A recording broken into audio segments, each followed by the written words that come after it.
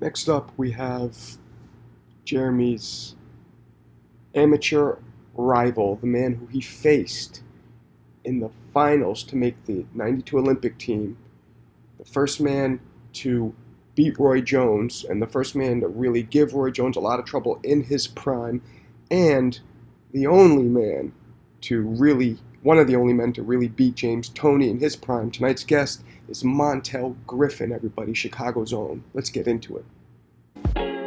Welcome to the champ and the chump. And who's the chump? You. Me. Welcome to our show, people. Half man, half amazing. Oh, he got That's what they used to call me. That's my man, Montell, the man. Got the How you doing, brother? Those belts are looking good. Thanks, bro. That's right. I used to do like a little podcast hit, so I'm still at the gym, so I just stayed. Oh, and you're in Chicago right now? Yeah. That's where you're born and raised, right? Yeah. I moved to LA and Vegas, so I was dumb enough to move back here. So, how's Chicago treating you? How's Chicago treating you? Chicago is Chicago, man. They don't do nothing for nobody, man. It ain't. I'm really upset. I'm really tired of Chicago. I'm ready to get the hell up out of here, man. Why? Where would you go? They don't show no love, man. Like, where would you go? I go back to LA or Vegas. Expensive, man. Whew. Huh? LA's expensive. Vegas. I mean, Chicago. I mean, I know LA more expensive than Chicago, but we have. I'm putting together a nice little, spot where I can go where it's hot, train fighters, and end up just being there for good. We spoke with Hassim Rahman. He's in Vegas. He says it's a good place to go because the taxes are low. Yeah. Yeah. So I'm like, why not? Yeah, I don't think there's no state taxes either. Yeah, but they get you other ways. But so you what's going on with you now? You got a gym, you got a business. What are you doing? Yeah, I got a boxing gym here in Chicago. It's in the low end South Central. I mean, not South Central. Think about LA. South Loop. South Loop, Chicago. So it's doing. What's the name of the gym? It's Windy City Boxing Club. Oh, nice. That's all. That's your gym, the whole thing. Yeah. Nice. Been open 3 years. How's it going? It's going real good, real good. Yeah. Yeah. That's nice, man. So, is this a gym for fighters or is it a gym for people to work out? Both. You got to pay the bills, right? Yeah, you got to pay the bills. Yeah, because you know, fighters ain't got no money. Not straight away, that's for sure. We were talking to Hassim, and we let him know that you're going to be the next guest, and he was like, he right away he was like, "Damn, Jeremy, the Olympics, that must sting." I'm like, "Hey." He said what? Hassim was like to Jeremy, like, that must sting because of the Olympics. You know what I mean? Like, you guys fought it off in the finals, and Yeah, man, I wasn't trying to bring that up. You know what I'm saying? No, I mean, Jeremy's cool with it. Yeah. I'm cool. Hey, man, shit, there's water on the bridge now. Yeah, our boxing careers are done. Right? You mean our boxing career? Yeah, our boxing careers are done. Yeah. No, I'm just saying. Yeah, I mean, just. But dude, you represented our country really well, man. I couldn't complain. I couldn't have done a better job myself. Well, you probably could have knocked the boy out. I was beating him on points, cut his eye open, everything. They robbed me, but it is what it is. But yeah, shit happens. About the amateur boxing game, like when we were getting out of it, was turning to shit, bro. Where they were judging fights and the way that they had favorites and then the country. So it was really, really bad for us. I think it was. I left boxing, amateur boxing, with a really bitter taste in my mouth. Right. Yeah. I mean, of course, I did too. I mean, I mean, bro, we was two great fighters that just happened to be around at the same time. You know what I'm saying? I mean, you know how we was, we was cool as hell afterwards. You know, you come to Vegas, you came by my apartment, we hung out, we was cool. Mm-hmm. Just Yeah, man. yeah, Water just, under the bridge. yeah. And then your little short ass, what is all fucking slick. God, that shit used to irritate the shit out of me. Man, God. I couldn't let your big strong ass hit me, man. Yeah, but Bro, you at least let me hit you once. Hey, true story. I don't even know if you remember. You probably do. When we fought in '91 in Des Moines, do you remember the day before we fought? Of course, I remember because you was driving with me. The day before we fought, you fought a white boy. You jumped in the ring over the rope, knocked him out in about 15 seconds. And I was like, I said, this is what I got next. I said, this is crazy. Yeah. Another story I'm gonna tell you that you never knew nothing about. You had fought when we fought in Des Moines, Iowa. You had fought on USA on a USA bout like a week before we fought. So I saw you on a dual match. So I'm like, I wonder is he gonna show up? So I said, I'm gonna go look at the bout sheet, and I get on the elevator, and when the elevator opened up, it's a guy with a crunk jacket on, standing with his hands on his hips, and it was Jeremy Williams. I said, damn. I said, well, I ain't got to look. You hear Manuel was there. Yeah, I did. I represented Kronk in that. Yeah, I mean, I said, man, that was a good show. You guys fought each other how many times as amateurs? 4? 4 times. 2 and 2, right? 2 and 2. Yeah. So, That's crazy. I mean, but you ended up obviously Montell having a excellent professional career. You know, world champion. And you couple times. And I'll say, man, that the first Roy Jones fight, I was a huge Roy Jones fan at the time, but you, even though it ended in disqualification, you were beating him. Like you were the first guy. It's no question I was beating. You were beating. No question I was beating him. And I'm just saying, like, that's coming from like a Roy Jones fan. You were beating him, and that was him in his prime, and that's fucking exceptional. Right. Yeah, in his prime when he was considered the greatest fighter in history, pound for pound. Mm-hmm. I was beating him fair and square. I told Roy, I said, your fans love you so much that you hit me when I was on my knee, and they hate me because you hit me. Let me and ask. We can't do nothing but laugh, huh? Let me ask you a question about that. Do you think that he really hit you because he knew what he was doing, or do you think that because you were a low to the ground fighter, he wasn't, he didn't? First of all, you gotta remember one thing. He didn't knock me down. I took a knee. Mm-hmm. So why would he hit me then? He didn't knock me down. So why would he walk up to me and he loaded up the second punch? He hit me twice. Mm-hmm. He loaded up the second punch. So I mean, it's just crazy. There's some things I'm gonna have to live with for the rest of my life. That was a terrible situation. Then the rematch, I wasn't allowed to warm up, man. It was just all. Are we starting? Are we on now? Yeah, we're on. Yeah. So okay, all right. So the rematch, man. I wasn't allowed to warm up. I was the world champ. I wasn't allowed to warm up. It was crazy. It's people. It was witnesses there. People seen what happened, but it is what it is. I gotta live with that for the rest of my life, man. It's crazy. So you think that in that first fight that he knew that you, because he claimed that he thought you weren't down yet because you were kind of low to the ground fighter to begin with. Oh, stop! I took a knee. He knew what he was doing. Yeah, he knew. He was frustrated. He was frustrated. Yeah.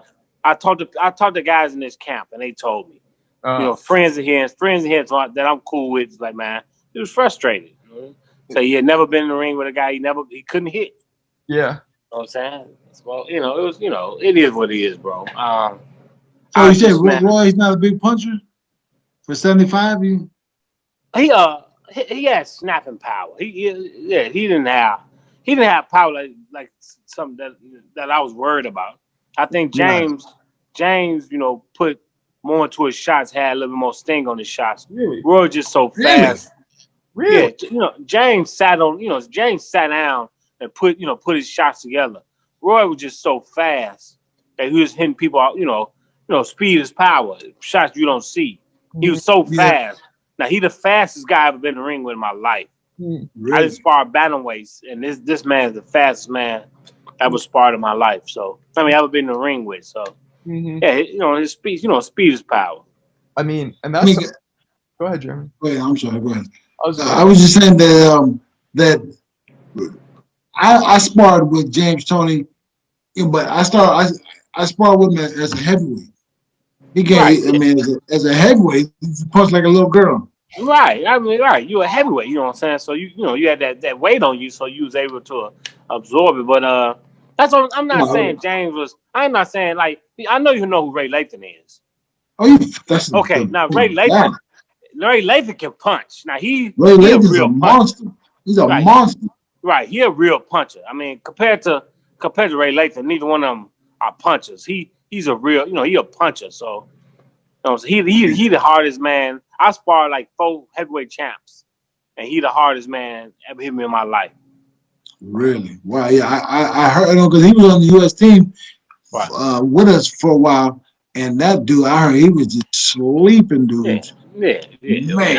When I heard he knocked down Evander, I wasn't embarrassed no more. I was like, okay, well, all right, because he punched so hard. It was like alien power. Like it was like stupid power. Yeah, no, dude, I can attest. I've never boxed with him, but I have seen him just drop Russians and Cubans and Polish cats, and when we was on the U.S. team, he was an animal. Whatever happened to that dude? Ray got killed. Ray got killed about 2001. He got shot in St. Louis in the boxing gym. Somebody came in and shot him in the boxing gym. No, you know what? I remember that now you mentioned it. Oh, that's terrible. What was his name? Yeah. Ray Lathan. Ray Lathan. Dude, he was the coolest cat ever, man. Yeah, cool. Who's still laid back, kick back, Louis style, kind of just, don't really give a damn about nothing, but, about his business. Right. That's something you brought up, James Toney, and you beat James Toney twice in his prime, too. Yeah. 3 months before I fought him, he was number 1 pound for pound fighter in the world. And really, very few people have done that. But let me. I'm finna break it down for you, and then you and the fans can really appreciate what I did. Okay, I had my last fight in 1983. My father died. My mother made me quit boxing. I came back 8 years later, and I started fighting. I had my first fight January 1991. January 1992, I was number 1 in the nation. So I made the Olympic team with 30 amateur fights. Made the team with 30 amateur fights. Turned pro. At the 14 pro fights, I fought James Toney and beat him. So I just think, after being out for 8 years and 4 years, I thought that was some real major stuff that I did. That's James Toney. I mean, he might be a shit person, but he's a hell of a fighter. That dude. Yeah. One of the greatest ever, definitely. That saying, I mean, that puts you right up there in the caliber as, one of the greatest fighters ever too. Because but I don't never hear nobody say that about me. I don't never get no credit for none of it. Yeah, a little young right now for us to be saying that, but I fought you 4 times. I know you can fight, man. There ain't no issue. You were very. How tall are you, Montel? 5'7". So let me ask you a question. Were you naturally 175, or what were you naturally like? What'd you walk around at when you were fighting? Well, first of all, when I came back from boxing, I was 210. So my first 2 fights I fought at heavyweight. Oh, yeah, my first 2 amateur fights was heavyweight, and I went down to 78. I actually thought I was gonna fight at 68 as a pro. 65 was too hard to make. The lowest I got down to was 172. So I kind of was in between. So you know what I'm saying? I just like in amateur, I was 172 my whole amateur career. So I gave up 6 pounds every fight. But as a pro, I fought 175 for 18 years. you beat Roy at super middle, or you beat him at 175? At 175. Oh, I thought it was super middle because I don't know why. So you were able to use that your height to your advantage, man, because you were slick, you know, and that's hard. I feel like, right? Because usually the height is yeah. It's harder to punch down. It's harder to fight a shorter guy. You know what I'm saying? So especially when you ain't used to it. So it was like a plus. It was a blessing and disguise. I mean, a blessing and a curse, because I was short. It helped me out with certain fighters, but tall fighters who wouldn't commit, I had problems with because I wasn't tall enough. Like Antonio Tava, he's 6'3", and he pulled back when he fought, so I couldn't really reach him. I really couldn't get to him. So that's when it went against me. But like with Jeremy, one thing about Jeremy, I don't know if he know, when Jeremy would box me, I had major problems. So I would try to swing on him or try to make him mad, try to rough him up, so he try to come knock me out. Then I could see the punches a little bit better. And you know what I'm saying? It was all a game plan with Jeremy. He boxed so good, he was so big that I had problems with him. But when he stood there and tried to throw bomb me out, I could see him coming, and I could slip and counter. Now you tell me. Now you fucking.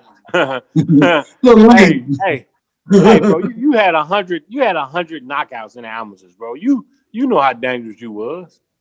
Yeah, that's true. But it's kind of a blessing and a curse, because I figure I can knock everybody out. So yeah. But, So that was my game.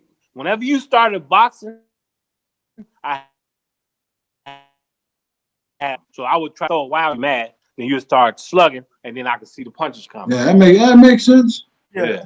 I think, Montel, you seem like you had very, very strong mental toughness, which I think most people who haven't fought don't realize that's most of the game, right? I mean, I lost my father at 12 years old, and that was like the biggest thing in my life, man. My father, everything. I'm sitting in a boxing gym right now that I paid for, and it's just because of my father. Everything I did in my career, everything I did is because of him. He had me in the gym when I was a kid. Passed away when I was 12 years old, and you know what I'm saying? So I had to do everything on my own. So yeah, I had to be strong. Was he a fighter, your pops? No, he just he went to Johnny Coulon was a bantamweight champion. He had a gym in Chicago. He'd go to the gym, help him out. He learned the business. He fell in love with the game and bought the gym. Oh. So that's a family gym for you. Yeah, that's why I added on Clarence Griffin Windy City Boxing Club, because just to keep my father's name alive.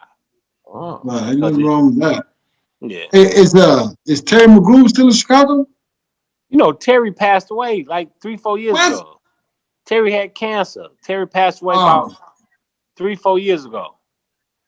Oh man, I'm sorry. It came out of nowhere. Now Marco, check this out, Marco. Now this is let you know how boxing brothers are. You know what I'm saying? We fight each other, but it ain't personal, just business, right? Now, I fought Terry McGroom. I fought Terry after I fought Jeremy, but I fought Terry in the trials. And Jeremy Williams pulled me over to the side and said, "Man, this is how you got to beat him." He said he's slick, but he's slow. So he throw punches and you'll slip him, and then end up getting hit because he's so slow. He said, so just watch his shots and everything, and that's how I end up beating Terry McGroom. So that just lets you know how the brotherhood is. Jeremy pulled me over to the side and told me how to fight this man. I used to fight, and Jeremy we met up in Catskill, and we were both in Kevin Rooney's camp, and Jeremy taught me, literally he taught me everything, even though Kevin was supposed to be the trainer, but Jeremy taught me everything. So yeah, I know. Yeah, right. Oh yeah, you can learn from a lot of guys. Don't never cut your learning off. You can learn things from a lot of different people. I'm 50 years old, you know what I'm saying? I'm still learning things, and I ain't ashamed of that. Yeah. Who would you say was the toughest fighter you fought as a pro? That's why I say Ray Lathan. Ray Lathan gave me. I was more. I ain't gonna say I feared him, but I was more cautious about Ray Lathan than anybody, because he hit me in the first round. on top of the head. I said, there's no way I can get hit like that again. And I end up knocking him down. I had him out and got lazy, and he called me and dropped me, and I like, it woke me back up, and I got back focused. But Roy Jones is pound for pound. I say him and Cassius Clay are the two most gifted fighters ever in history, as far as God-given talent. So, Roy, was the hardest guy to fight because, like I said, his speed and his God-given ability. James was just he was just so technical. You know what I'm saying? You got to watch him. Like, James will do some stuff like James in the middle of the ring, James will just touch you in the stomach like he was playing just to get you off your game so he try to knock you out. It's a little stuff like that. He would do.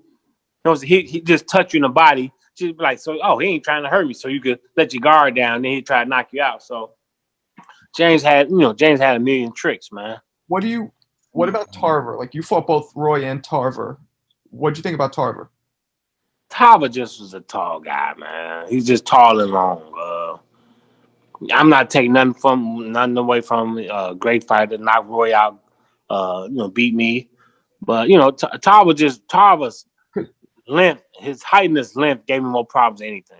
Because I didn't get Tarver. Like, when you look at him, right? Tell me if I'm wrong. It doesn't look like he hits that hard. It doesn't look like he's that fast. Yet he would just beat all these guys. And I didn't. Is he smart? He's a good puncher. He's a good puncher.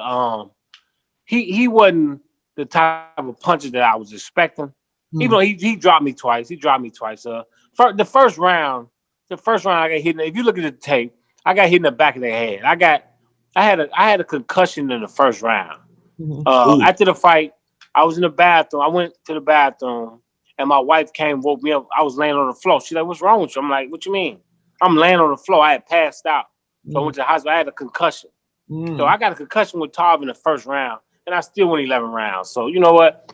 As much as it bothered me about losing to him, it's still a plus because I was able to still go 12 rounds with him, and I didn't know who I was, where I was at.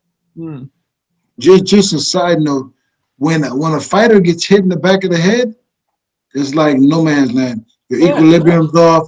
You can't focus. So when he's saying he gets hit in the back of the head, for me, that means a lot. For you, like, maybe, but when you get hit in the back of the head, changes the whole world, man. You can't see straight, your balance is off, everything. Yeah, your legs.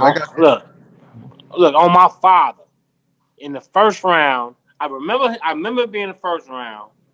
I remember getting knocked down. I remember the bell ring. I told the referee he hit me in the back of the head. When I went back to the corner, I looked up, and the ring card had round number 6. And I'm like, what? I'm like, what the hell did 5 rounds go? You know what I'm saying? I was too scared to say anything to anybody because I didn't want them to stop the fight. But I'm like, how am I still in this fight? Whoa. And I don't know what the hell is going on. Autopilot. Damn. Yeah. I fought off my balls, man. Damn. Man, I got a couple memories of like looking up and it's like round 11. Like, what the fuck? Yeah. I remember when Mike Tyson fought Holyfield, he said he didn't remember the last 6 rounds of the fight, and I said, yeah, that's BS. That's how Michael Holyfield. Mike said he didn't remember the last 6 rounds of the fight, and I was like, yeah, that's BS. But until I went through it, then I was like, oh, now I know what he's talking about. Yeah. Yeah, dude. Trust me, I've been in that situation a couple times myself. You look up, it's like 3 rounds past where you've been. Yeah. Definitely. I'm like, I could have died. Yeah. I mean, basically, I was dead. I mean, I was gone. Yeah, zombie. I fought 12 rounds. I remember 4 rounds of the fight. That's it. Damn. Wow. I've been there. Trust me, I have been there. You fight with your heart. You don't fight with your mind. That's for sure, man. No doubt. We real warriors. So we're gonna do what we gotta do.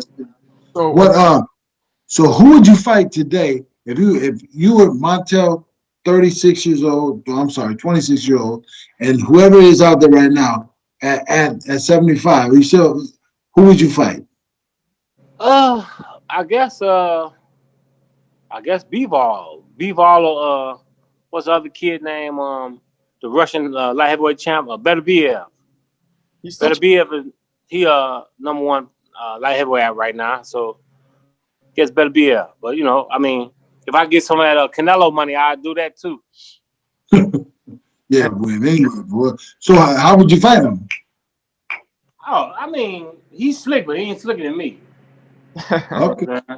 I mean, you know, you got certain fighters that was, you know, like Bergeron, Canelo. These guys are slick, but they ain't brother slick. It's a little different. You know what I'm saying? I just think, Sure. I wouldn't. Yeah, I'll slick them, but Yeah, you know. that's slick. So you Yeah. think Oh, then. you think Montell at 28 years old could beat Canelo now? Yeah, I ain't letting that little man beat me at light heavyweight. But what if you guys had to do a catchweight like 68, 69? I mean, you know what? I probably since I know what I know now, I probably could have made the weight. I should have just left the sugar alone, because you know what I'm saying. I just left the sugar alone. I just lost 28 pounds. I lost 28 pounds, man. I don't even work out, and I'm small. So, do you think that you could have fought at super middle or middle as a pro? Yeah, if I had the right nutritionist and would have left the sugar alone, yeah, I probably could have made 68. Because you looked like in great shape when you fought. You didn't look heavy at all. Like, you know, Tony looked heavy. You didn't look heavy at all. I mean, you know, I was smaller than all them guys too. You know what I'm saying? Everybody's bigger than me. So, I wasn't no ripped up fighter. You know, I wasn't like Roy Jones, none of them guys. But you know, I was in pretty good. You know, I stayed in good shape. You know what I'm saying? I had a couple of stomach muscles. What day in Chicago look like for you? Without coronavirus or with corona, just what we going on now is what? Both. Without corona, without and now. A typical day in Chicago. I mean, you know, you hear about so much violence and stuff. One thing I'm gonna let y'all know: like, people think that you just see people running down the street shooting each other. It's not like that. You know what I'm saying? There's a lot of violence, a lot of things happen in certain neighborhoods, right? White neighborhoods, they not gonna let it happen. You know what I'm saying? So, just a typical day, man. I get up, watch, you know, my little TV show in the morning, come to the gym, and you know. But right now, let me plug this up. Right now, because you know, coronavirus, you know, we don't have amateur boxing, so I got a lot of guys that's not even coming to the gym training, so that's kind of bad. But you know, I just come here. I usually leave about 7:30, and you spend the day in the gym? I'm here about 6-7 hours a day. Whew. And so you do that, and then what? Nothing too much. I just cool out, watch little TV. You know, like I said, I'm 50 now, so I ain't the party guy like I used to be. Yeah. Right. Yeah, that's true. That's true. Yeah. I watched clips of like the fight with Glen Johnson with you, and I feel like, I'm sure you agree, that shouldn't have been stopped. To me, it didn't look like it should have been stopped. I mean, you know, my brother was looking out for me. I was behind on the score. I mean, You were okay with it? I mean, what could you do? I think I'm not taking nothing away from Glen Johnson, and I don't want to, you know, but I wanted that fight a little flat. I think I overtrained a little bit, but I ain't making no excuses or nothing. But Glen Johnson just kind of. I never been in the ring with a guy who was older than me, and every round he just got stronger and stronger and stronger. Really? So something didn't look right. It just wasn't right. Like I said, I ain't gotta make no excuses, and you know it is what it is. But what do you think? I just put it like this. I went to Glen Johnson's dressing room after the fight, and I asked him. I said, "Where did you find the fountain of youth from?" And he put his head down. And that was all I need to know. And I just that's all I need to know. And I'm just gonna leave it at that. But it's a true story. Don't they test for all that shit though? Nah. They weren't taking blood tests in. Yeah. They was just doing piss tests. That's when they started doing the VADA and started doing the blood test, which they all Vegas, everybody they know guys is taking stuff, but they make so much money, so they just try to turn a blind eye. So they just say, okay, we're gonna take a steroid test with a piss test, which it ain't gonna pick up everything. You know what I'm saying? Yeah. So they know what they're doing.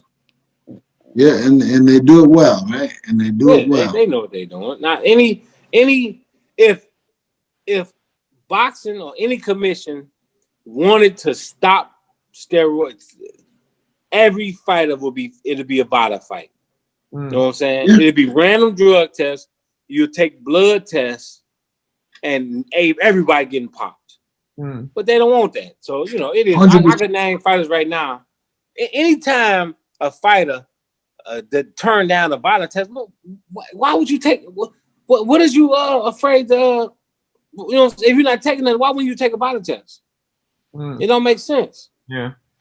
I get it. I get that. Why you think these cats, Canelo jumping from what he started at 25, 30, 32? He's all up to 75 now. Nah, he started at 54, I think. 54? Well, that's when you heard of him. No, I think he was 47. Yes. I think he was 47. Yes. That's when you heard of him. Yeah. But what about 47? That's not when you started. You start 10, 15 fights before that. Well, he also started at like 15 years old in Mexico, which I'm not ending him. He might be juicing still, but dude, he didn't have a big extensive amateur career. That's why he fought so many pro fights. I'm just tell you like this. Everybody's doing something. If you ain't, you on the late break.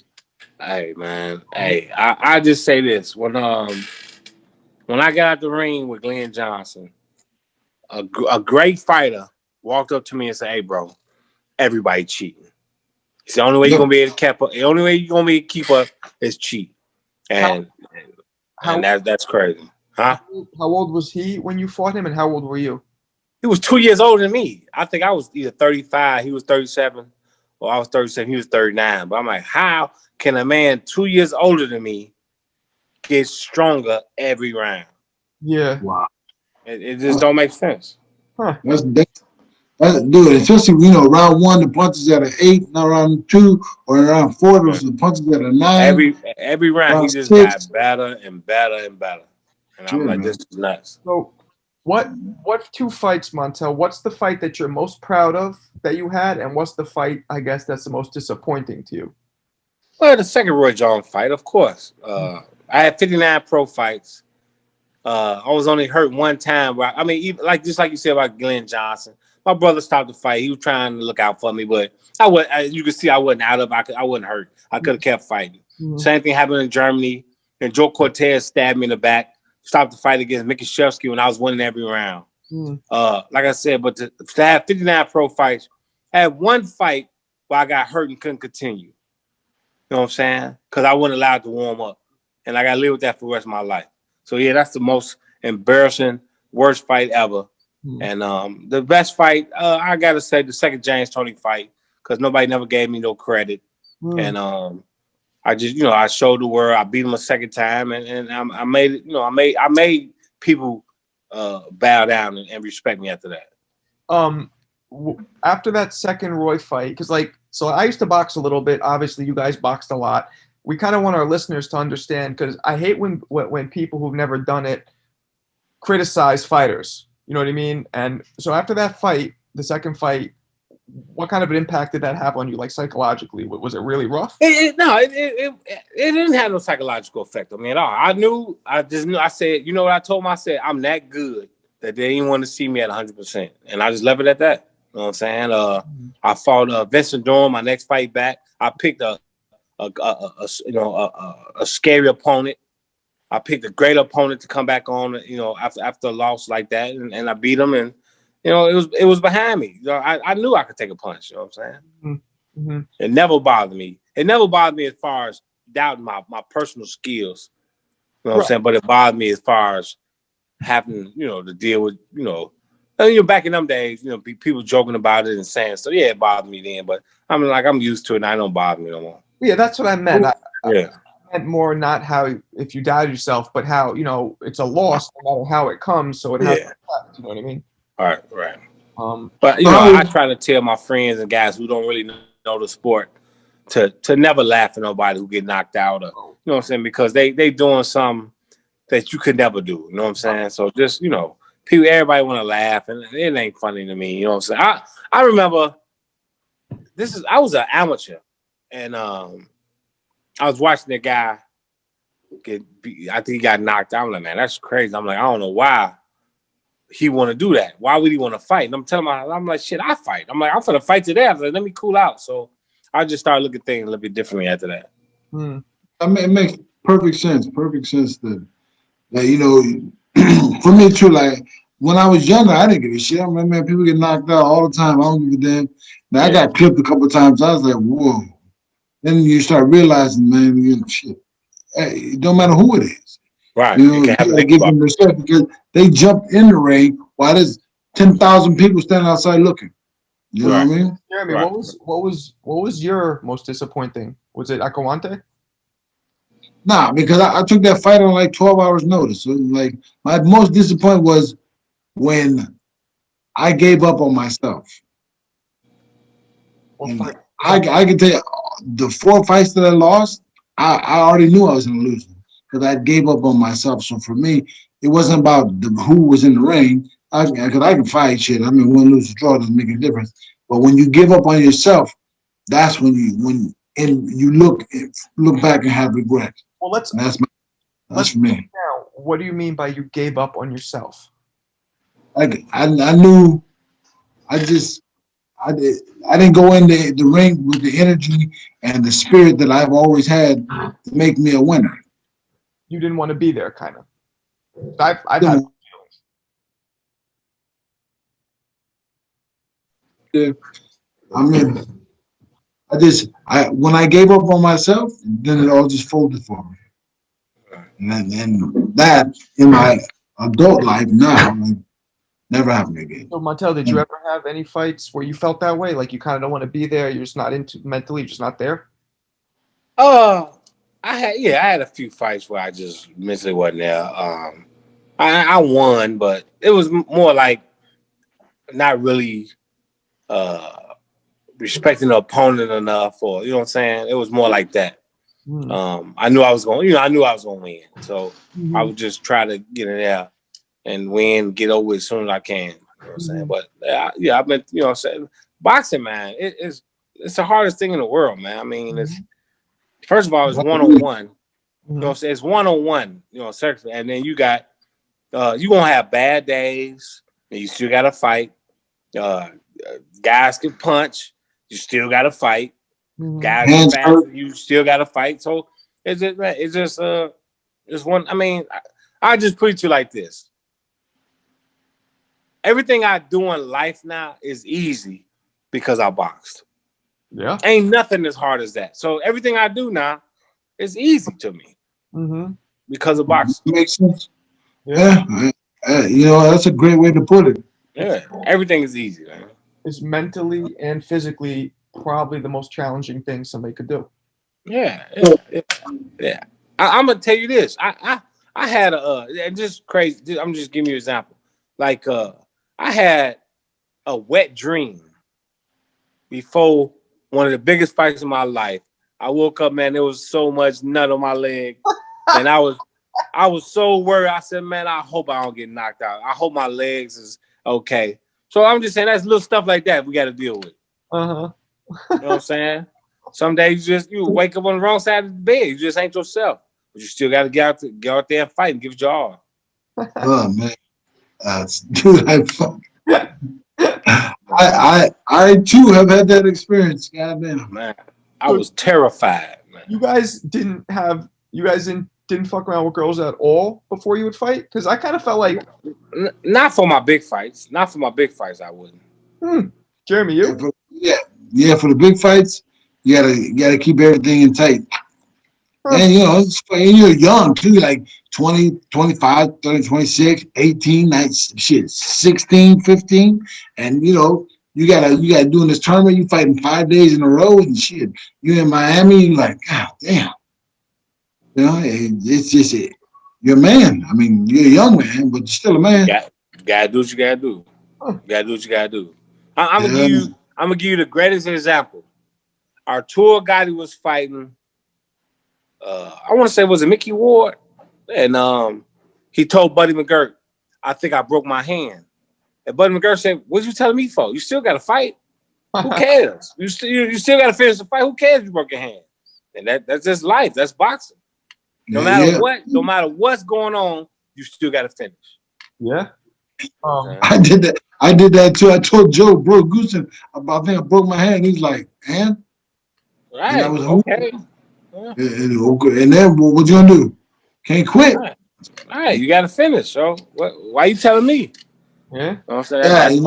That's a game.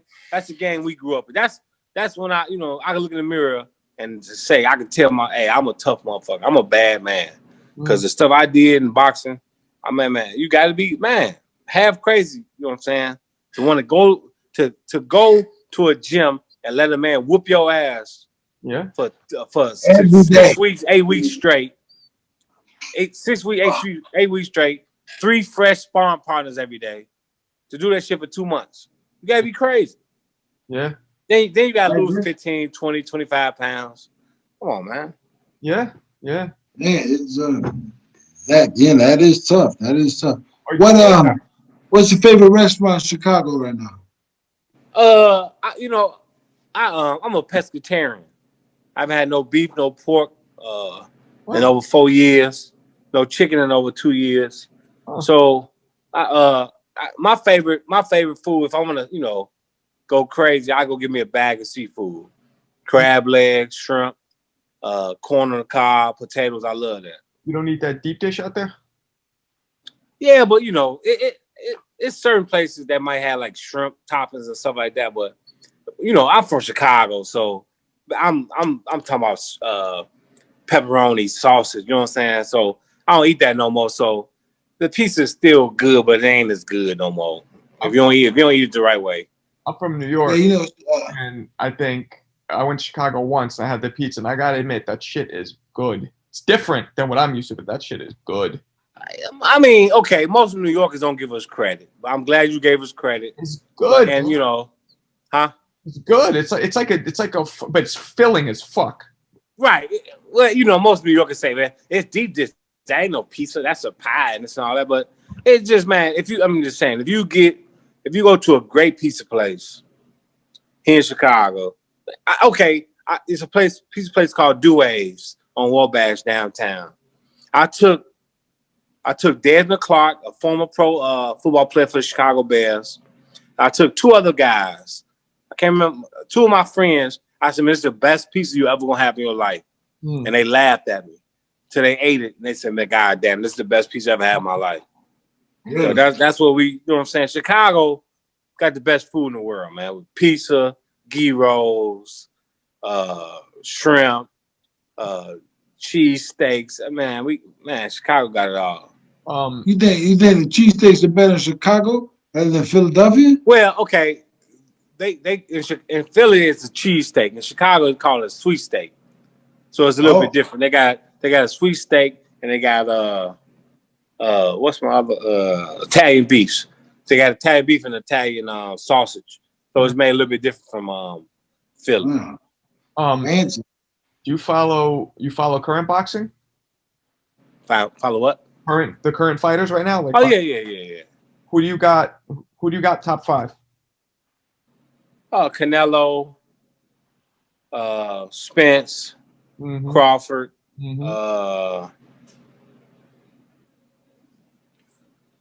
Got to put a heavyweight in there. I'll put Fury in there. Well, I agree with you. I agree with you so far, right? Yeah, you got to put Fury in there. And the 5th one, I ain't going to knock Loma. You know what I'm saying? Loma's still a great fighter. T.O. a great fighter. Boxing, I want to say, to me, boxing is right now closer to the 90s. And I think and I'm not saying it because I fought in the 90s. I just think the 90s is the greatest era in boxing history. Dope. From 108 up to heavyweight, it was great fighters. Every weight class. Yes. I definitely agree. would you put Canelo number one right now? Yeah. Canelo number one. We were talking about Hassim, and he disagreed with Canelo being number one. I feel like you can't put people like Loma. I know he just lost, but or people like Spence and all that. Those guys are great, but I feel like their body of work is not anywhere near what Canelo's is. Canelo's resume is awesome. But one thing a lot of people didn't agree with me because I'm a boxer before, because I boxed, and because it took me, I fought. My first 12-round fight was my 14th fight. Lomachenko, even though he lost the second fight, he fought 12 rounds his second pro fight. He won a world title his third pro fight.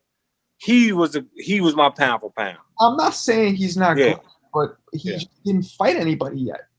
And the first guy he fought, he made Rigondeaux quit. He beat kid Gary Russell. He made like 5-6 guys quit. He the real deal. He picked on the guy too big for him.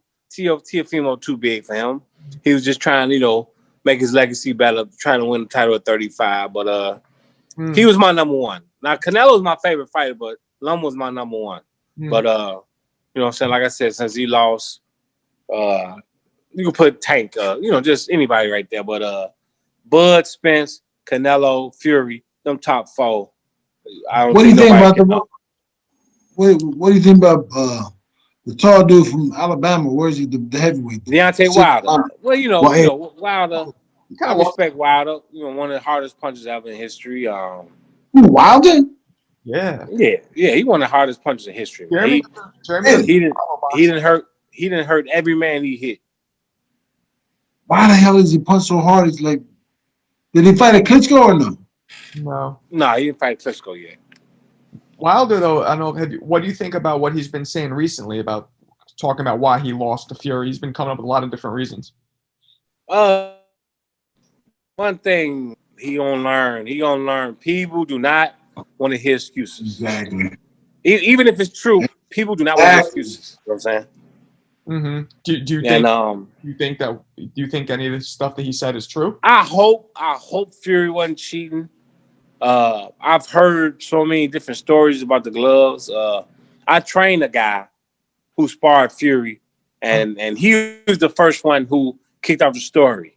He said he felt the gloves and there wasn't no padding in them. Nick Asbury, he started. I don't know if y'all heard about it, but he started off like 2 years ago.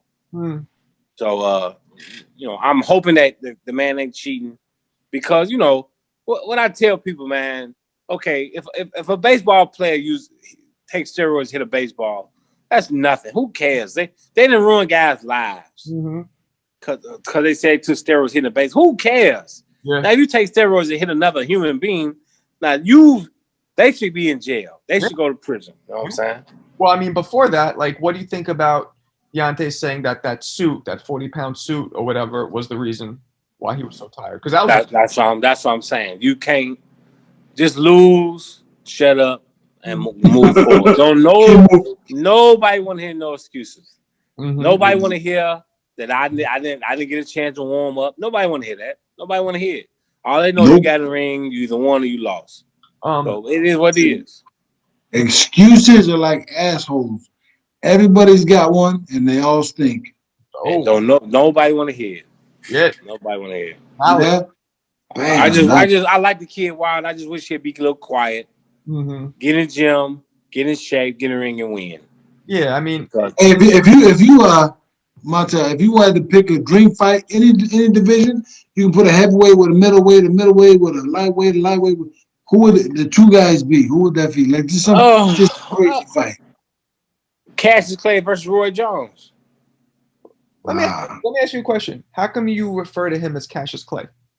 Because when I mean by Cassius Clay, that means Muhammad Ali lost 3.5 years of his career. We never saw him at his best. We never saw Muhammad Ali at his prime.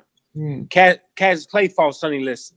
So the guy that fought Sonny Liston against Roy Jones at 160 pounds, 168 pounds, that'd be a hell of a fight. I feel like most people don't give Roy the credit because of all the knockout, all the the losses he started acquiring afterwards. Like you almost never hear him in the top. Yeah, right?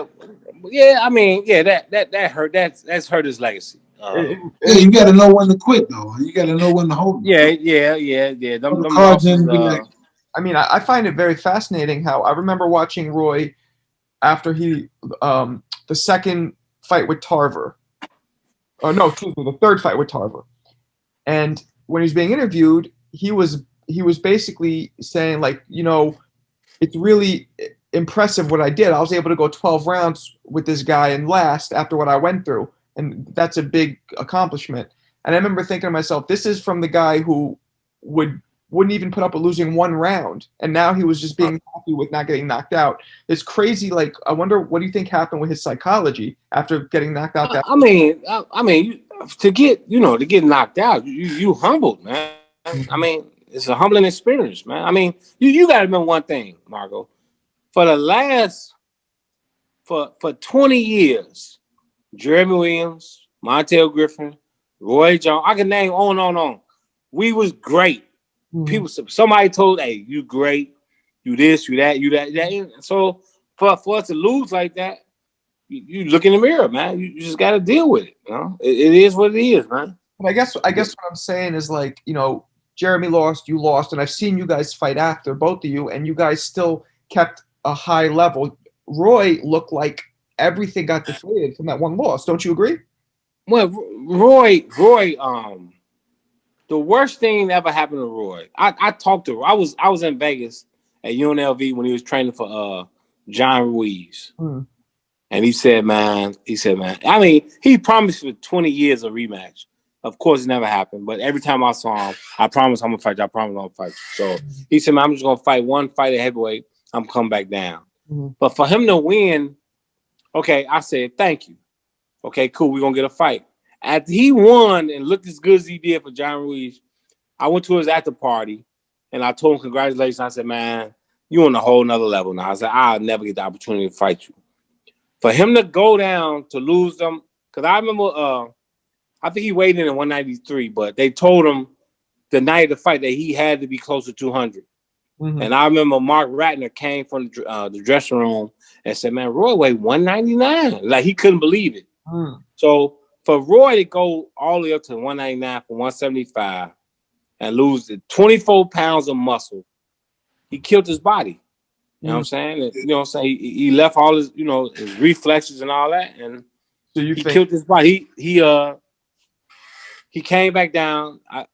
The story he said was, you know, Bob Fitzsimmons, after he won a world title, he came back down and won a heavyweight title, and Roy wanted to do that, but he killed his body, man. I mean, he was in Roy had to be like 35, 36.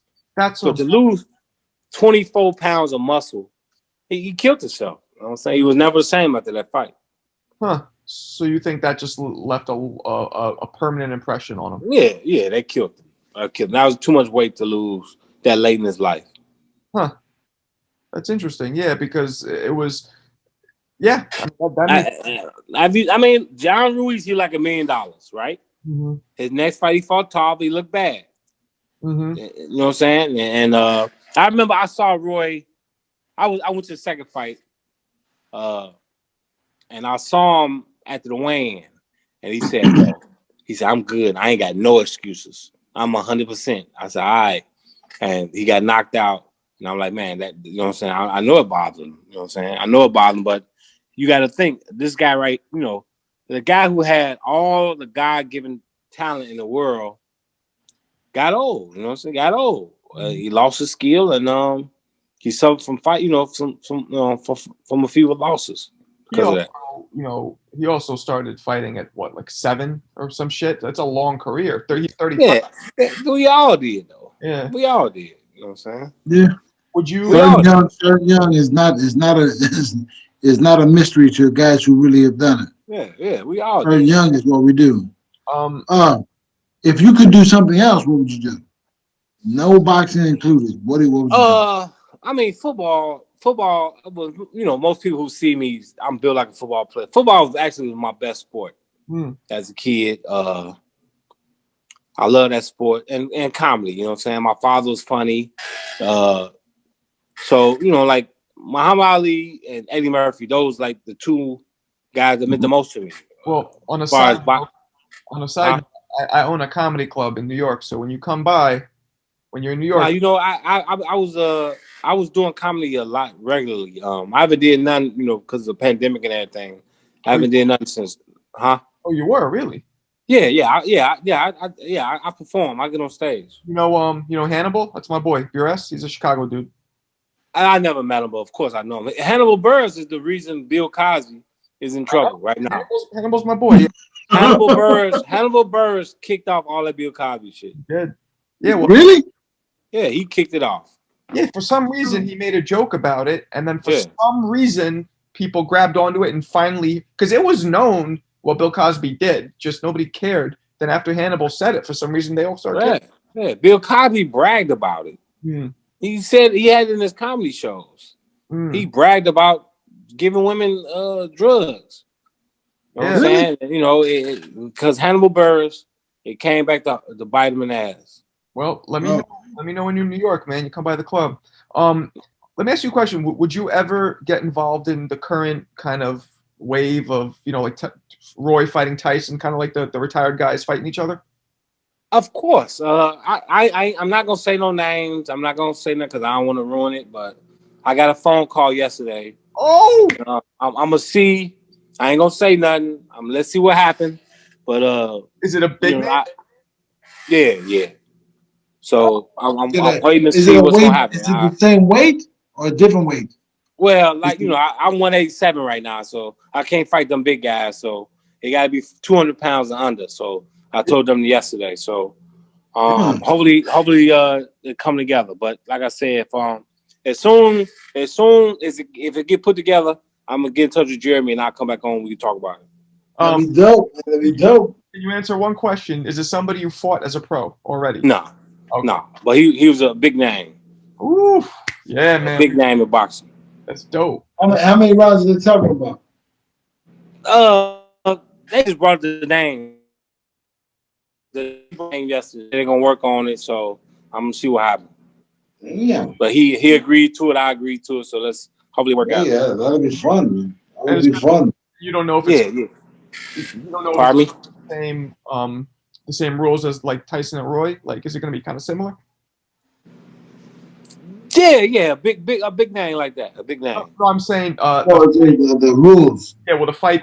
They didn't. Like I said, they just asked me what I interested. I said yeah. So okay, if they put it together, I'll do it. All right. That sounds like fun. Jeremy, you would do it, right? I mean, you know what I'm saying? I got my weight down. I still got my skills. So yeah, I'll get in shape. I'll be, I love to do it and I give them all. What's the hardest part about getting back in shape? Well, this is gonna be the first time I ain't 205 pounds trying to lose weight. I'm you know what I'm saying? So if I fight a cruiserweight fight and I'm 187 right now, I can eat what I want to, I can do whatever I want to, I can just train. So this is gonna be the first time I ain't gotta lose no weight. Oh, it's a catch, right? Pardon me? It's a catch weight? I mean, I can't make 75, so as I said, anything under 200, I'll do it. Anything under 200, okay. And then, okay. I'm excited. I definitely want to know who it is when it's done. Yeah, he's got my mind ticking too, man. Yeah, I'll text you as soon as we done. I'll text you. Cool. They asked me about it. He agreed to it. So let's see. I mean, hopefully it could be on the Tyson Holyfield on the card. I don't know. Are they fighting? Pardon me? Are they fighting for sure? Holyfield Tyson? That's gonna happen. That exhibit, man. You just don't understand. I try to tell people they don't understand. That Roy Jones Mike Tyson exhibition. It let them get rid of so many demons. You gotta remember, Mike Tyson's last two fights, he quit. Mm-hmm. You know what I'm saying? Roy Jones, you know what I'm saying? Got hurt a few times, you know what I'm saying? For both of them guys get in that ring and both walk out on their own feet, I'm telling you that it got rid of a lot of demons. Interesting. Yeah, it makes sense. Yeah. Wow. What? You watched that fight, I assume? Man, I was like a kid in the candy store. I went back to when they was in their prime.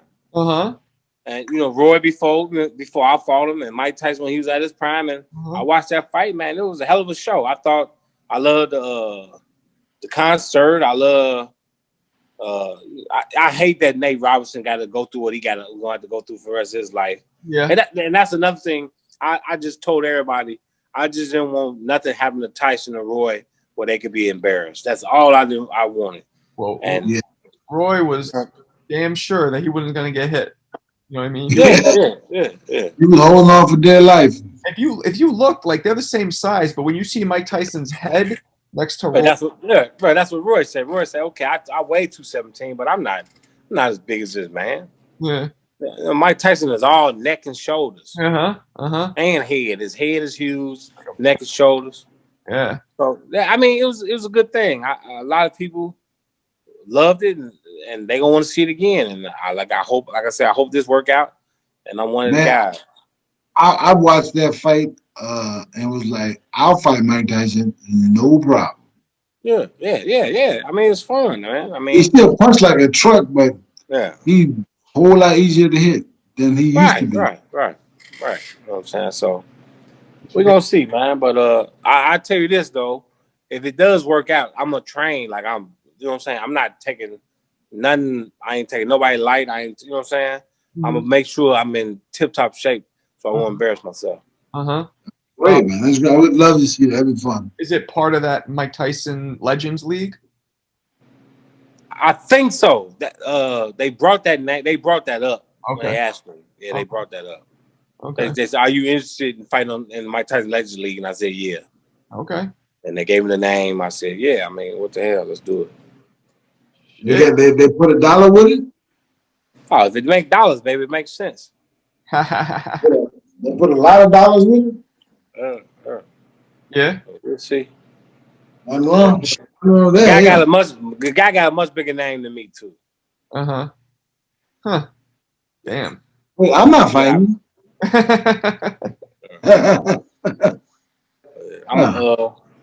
I'm gonna have to get out of here in a minute though, y'all. Okay. Hey, no worries, man. Hey, thank you for your time. We appreciate it. Lots of love and respect. You my brother for life, man. Well, my man, have amazing. Jeremy Williams, much respect, brother.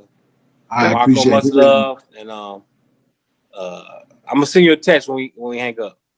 All right, see you, bro. All right. Good talking. Man. Okay. All right.